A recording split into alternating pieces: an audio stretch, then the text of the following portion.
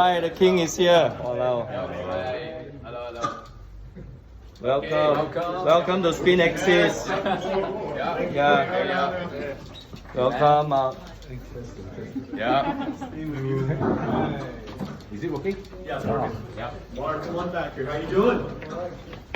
Excellent.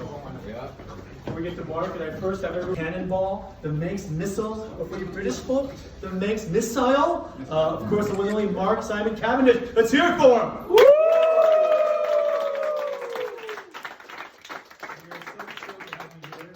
Very excited to have you back in Singapore. How often do you come to Singapore? Actually, this is only my second time. I was here last year for the criterion. I stayed with my wife longer, but yeah, it's the second time. And it's great. I really liked it. I saw you over at Marquee with some of my other friends. How was Marquee? How was MBS? How did it out? It was a good night. It was very, very good. That's good. That's good. The best nights are the nights you just do not remember long. I think too. But when you came back to Singapore the second time, like, was there anything you were looking forward to coming back the second time? This trip? Yeah, The food or food, especially the food. Like, wow. And, actually, not bringing my wife, it saves me a lot of money in shopping. But yeah, the food is incredible, and just how everyone's always happy. Everyone's happy here. No, I haven't seen an angry person in Singapore.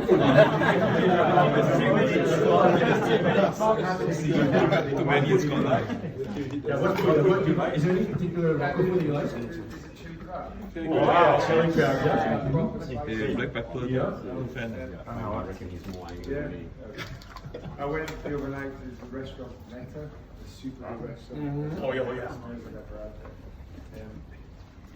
Yeah, you can say there's race wins and stuff that are important, but for me, I'm never happier than just going out with my friends riding my bikes, like not looking at the numbers and all that. You know, you just go out.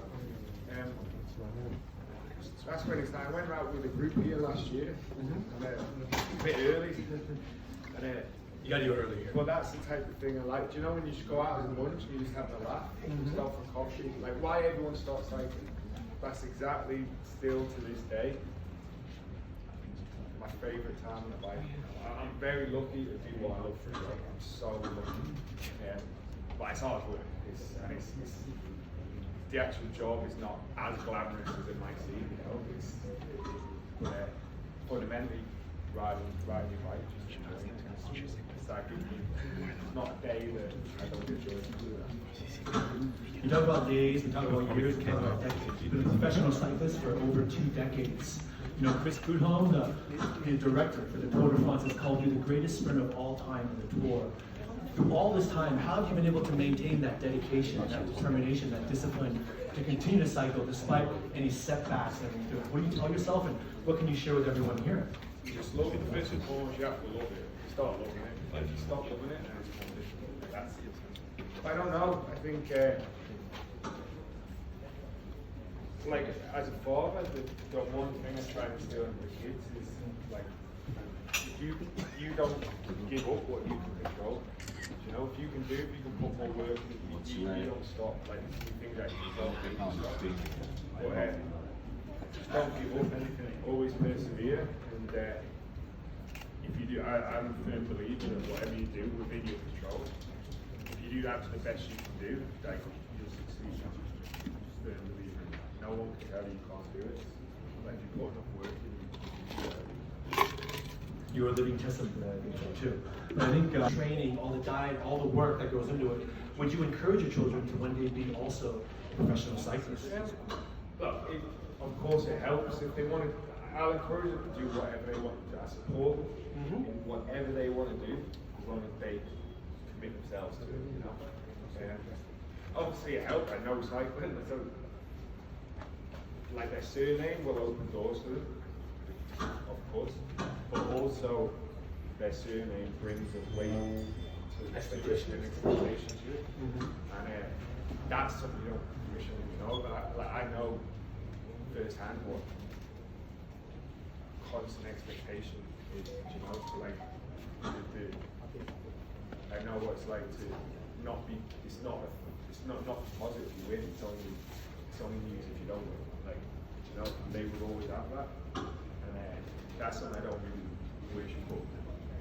Them do what they want to do, like whatever they want to do, support it. Okay. Well, I want to check with you also, we're talking along those lines about your career.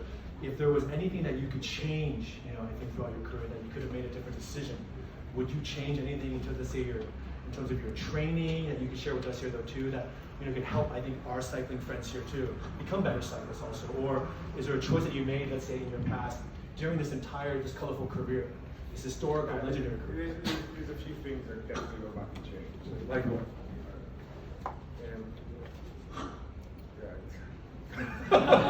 There's stuff, but honestly, it's not. I don't regret anything. At one point in my life, I thought about stuff and told you that what I've gone through some change in the last few years. Like, I don't really ever think about the past now. Like, you only consistently move forward.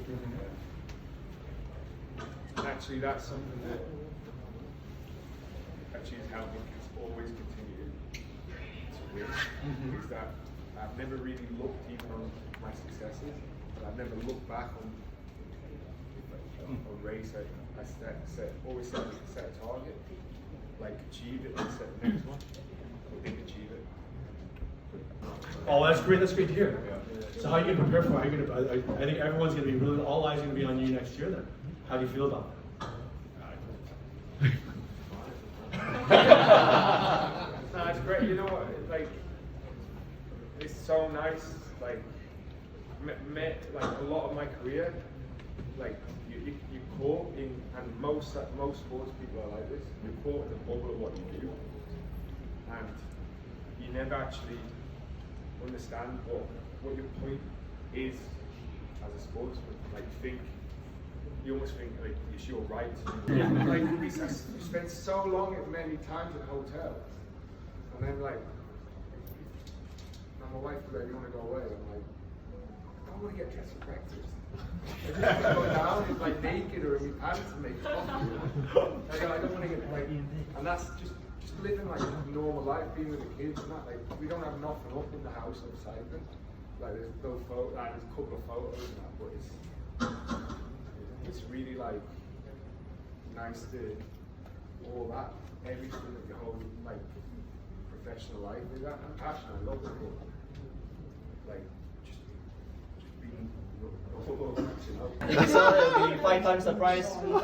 Anyone will beat now, huh?